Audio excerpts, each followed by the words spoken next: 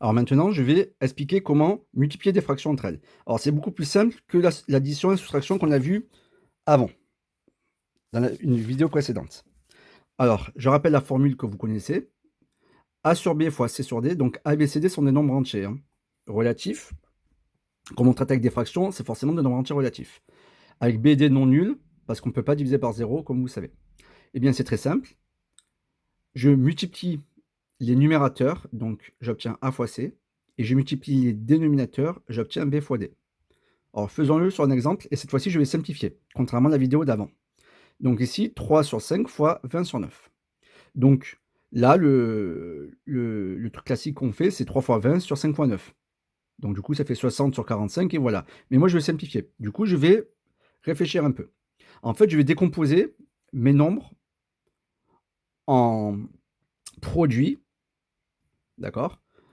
Et de telle manière à ce que je puisse simplifier. Je vais expliquer ce que je raconte. Par exemple, si le 20, je l'écris 10 fois 2, c'est bien, il y a 10 qui va apparaître en haut et j'ai un 5 en bas. Du coup, je peux encore simplifier. Mais en fait, le mieux, c'est de dire que 20, c'est 5 fois 4. Comme ça, les 5, ils partent direct. Et pareil, 9, c'est 3 fois 3. Et comme ça, le 3 d'en haut et un 3 d'en bas part.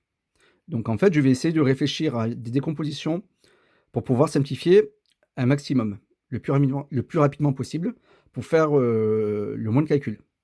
Donc ici, on y va. Donc 3, on a dit que lui, on ne peut pas simplifier parce que de toute façon, c'est un nombre premier. Donc il est divisé par 1 et par 3 et c'est tout. Donc du coup, 3, je laisse 3.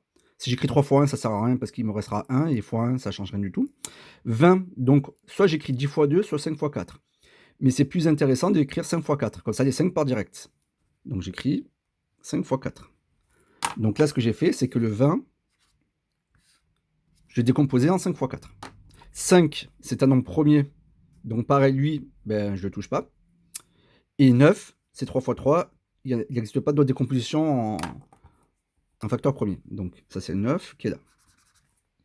Et en faisant ça, je vois que on peut simplifier par 5. On peut simplifier par 3. Il me reste 4 tiers. Et c'est fini. Voilà. Vous avez vu, c'est très facile. Il faut juste connaître ces tables. Alors, une remarque, attention.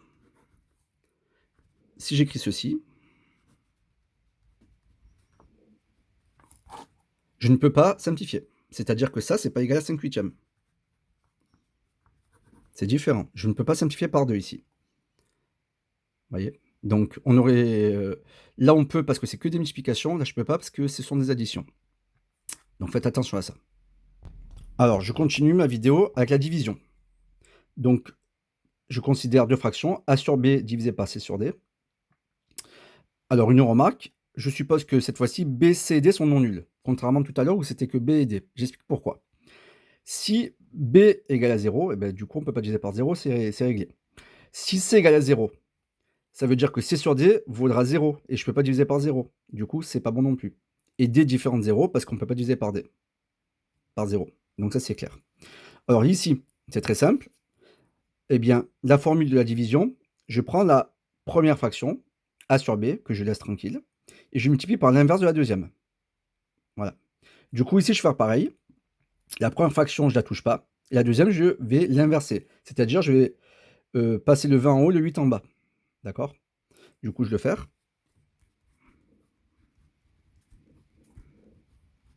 Ça donne ceci. Vous avez vu que, en fait, j'ai transformé ma division en multiplication. En fait, ce n'est pas vraiment une transformation, parce qu'une division, c'est une multiplication, c'est la même opération. Mais bon, je ne vais pas rentrer dans les détails. Donc vous devez juste vous rappeler que quand on divise par 8 sur 20, ça revient multiplié par 20 sur 8. Voilà. Et je vais appliquer la technique du dessus. Donc là, je réfléchis avant d'écrire. 12, on peut l'écrire 6 fois 2. On peut l'écrire 4 fois 3. Il y a plein de possibilités. 20, 5 fois 4. Ah, ben c'est bien 5 fois 4 parce qu'il y a 5 en bas. Et 8, on peut écrire 4 fois 2. Ah, ben c'est bien parce que si j'écris 5 fois 4 pour le 20, j'ai 5 en bas et j'ai 4 qui va apparaître en haut ici. Et le 4 en bas vont aussi partir. Du coup, on y va, je vais le faire. Alors, on a dit que 12, je l'écrivais Donc soit 4 fois 3, soit 6 fois 2. On va dire 6 fois 2, allez. Le 20, je l'écris. Donc voilà. En fait, j'ai écrit 12 6 fois 2, j'aurais pu écrire 4 fois 3, 25 fois 4, 8 4 fois 2 et 5, je laissais tranquille. Alors en faisant ça, on voit que les 4, ils simplifient. Alors une remarque, c'est que des multiplications, j'ai le droit de le faire. Je vous rappelle que quand c'est une addition, je ne peux pas. Et quand c'est une multiplication, je peux. Voilà. Ensuite, les 2, ils vont se simplifier aussi. Et les 5 aussi. Voilà, donc vous voyez, il reste 6 sur 1. Parce qu'en bas, il reste plus rien, mais en fait, c'est comme s'il y avait x1. Voilà, donc ça fait 6. Voilà, donc j'espère que vous avez compris. Donc je vais mettre en ligne un exercice corrigé, de calcul de fractions et vous pouvez faire vos exercices, d'entraînement, qui sont corrigés aussi pour, préparer l'année prochaine. Merci, au revoir.